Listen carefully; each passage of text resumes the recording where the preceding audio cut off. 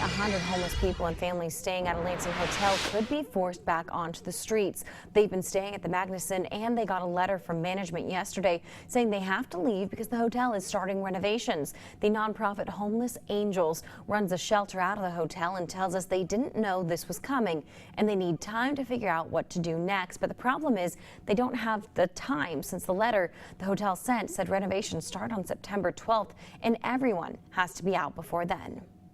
Living back on the streets is the last thing Jeff Davis can imagine. Might have nowhere to go. But it could be a reality now that Davis has to leave the only place he has to stay. I have to do something before winter. For about a month, he's been living at the Mangnuson Hotel, rent-free thanks to the Homeless Angels. But on Monday, Davis got a letter from management saying the hotel was closing and residents have less than 2 weeks to get out before building renovations start. To be in situations like this is not humane. The city held an emergency meeting with both state and federal agencies to talk short-term housing options, which won't be easy with nearly 100 people getting kicked out of the hotel. The challenges that some of these individuals face is a huge challenge, and trying to come up with the financial resources and the support to enable us to move within this very short time period is just overwhelming. Most of the city's public housing is full, so they're looking at other shelters and hotels that have space. But Mayor Bernero says something has to give. We need more quality, affordable housing in Lansing. People do not choose to live in squalor. People do not choose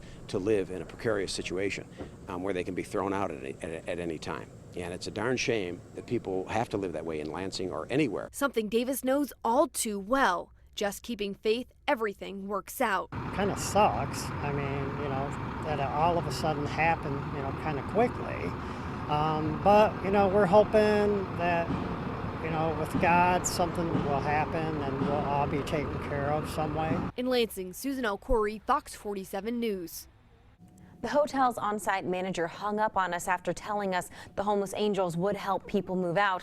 Guests won't be allowed inside during renovations, and it's not clear if the homeless will be allowed back when the work is finished. We're working to track down the hotel's owner to get answers. The mayor is considering declaring a housing emergency, which would put all the people forced to leave the Mangnuson at the top of the public housing list. That would let the city get them into new homes more quickly. We'll keep you updated on this story.